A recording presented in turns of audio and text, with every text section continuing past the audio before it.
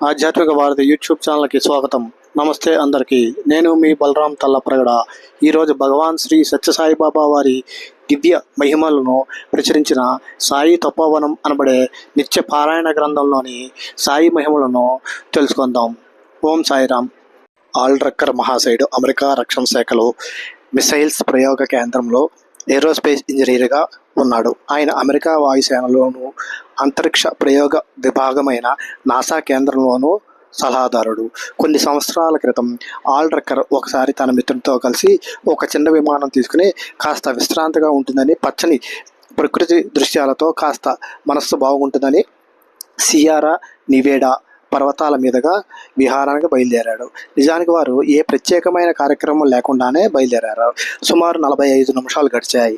150 మైళ్ళ ప్రయాణం చేశారు. చక్కని ప్రకృతిని చూస్తూ వెళుతున్న వారికి ఒక్కసారిగా ఎదురుగా కనిపించిన దృశ్యం భయం పుట్టించింది.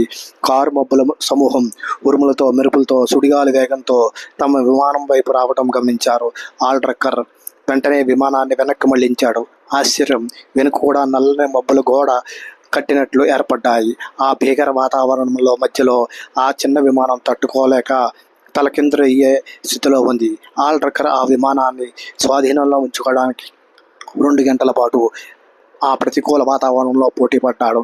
ఆ ప్రాంతంలో నేల మీద 1200 అడుగుల ఎత్తులో పర్వత శిఖరాలు ఉన్నాయి.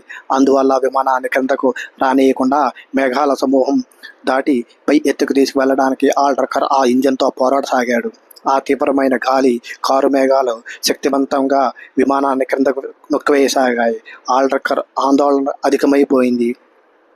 ప్రక్క సీట్లో ఉన్న మిత్రుడు మూర్ఛపడిపోయాడు. ఇక నిరాశ నిస్సృతులతో ఆల్రక్కర్ సహాయం కోరుతూ రేడియోలో మేడే మేడే అని పెద్దగా అరవడం ప్రారంభించాడు. ఆ మాటలు నేల మీద కంట్రోల్ ఆఫీస్లో ఎవరైనా విని ఈ విపత్కర పరిస్థితి నుంచి తమను రక్షిస్తారేమోనని అతని ఆశ. ఒకవేళ ఎవరైనా పలికినా ఆకాశంలో ఆ భయానక వాతావరణంలో ఏ మానవుడు సహాయం చేయగలడు? రేడియోలో ఏ జవాబు రాలేదు. ఇక ఆ భూమి వాతావరణంలో సంబంధాలు తెగిపోయాయి అని ఆల్రక్కర్ గ్రహించాడు. తన మిత్రుడు చనిపోయాడో బ్రతుకున్నాడో తనకు అర్థం కాలేదు. తన అరుపులకు, కేకలకు అతని నుంచి ఏ స్పందన కనపడలేదు. అతనికి శ్వాస ఆడుతున్నట్లు కూడా కనిపించలేదు. ప్రకృతిలో ఈ విధంగా జరుగుతున్న పోరాటంలో క్రమంగా తన ధైర్యము, బలము తగ్గిపోతున్నాయని ఆల్రక్కర్ గ్రహించాడు. అదే సమయంలో విమానంలో పెట్రోల్ కూడా అయిపోతున్న సూచన కనిపించింది. ఆ చిన్న విమానం ప్రకృతిని ఎదిరించలేకపోయింది. ప్రకృతిదే పై చేయిగా నిలిచింది. ఆ గాలి ఉధృతికి ఆ విమానం భాగాలు తిరిగి వేలాడుతున్నట్లు శబ్దమవుతున్నాయి. ఇక తన పని పరిసమాప్తం అవుతుందని ఆల్రక్కర్కి అనిపించింది. ఒక్కసారిగా భగవంతుని పిలిచాడు. భగవాన్, నాకు సాయం చేయి. ఇంకా నేను పోరాడలేను. నా పని అయిపోయింది. త్వరగా వచ్చి నన్ను కాపాడు. నాకు చనిపోవాలని లేదు. నేను నీ వాణ్ణి. నన్ను నీ ఇష్టం వచ్చినట్లు నడిపించు అన్నాడు. కానీ తాను ఆ పరిస్థితిని దాటగలని ఆల్రక్కర్ అనుకోలేదు. క్రమంగా ఆక్సిజన్ తగ్గుతుండడం అతని మనసును కలవరపరసాగింది. ఆ సమయంలో అకస్మాత్తుగా రేడియో స్పీకర్లోంచి బిగ్గరగా, స్పష్టంగా, ఆపదలో చిక్కుకున్న విమానంలోకి నా మాటలు వినిపిస్తున్నాయా అంటూ ఒక కంఠం వినిపించింది.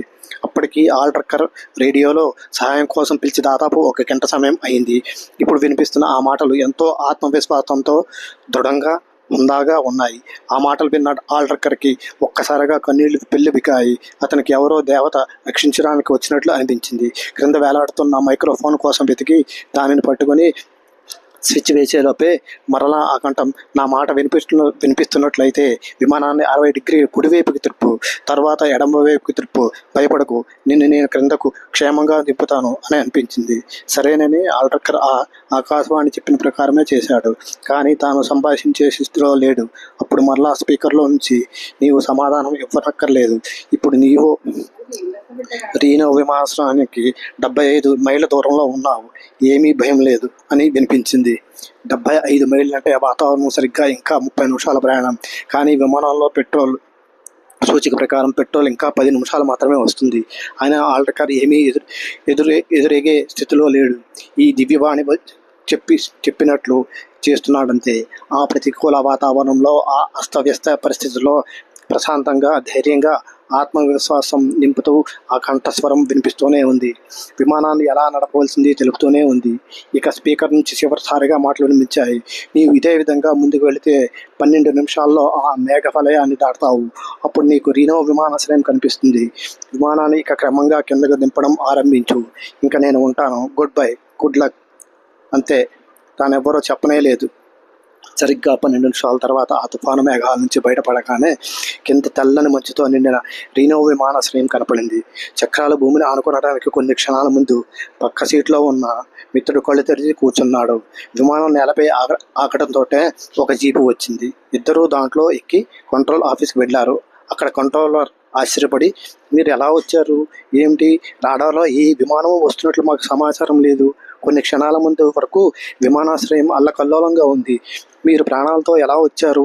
విమానం ఎలా దింపారు ఇక్కడ? మీరు బ్రతికి రావటం పెద్ద వింతగా ఉంది అన్నాడు.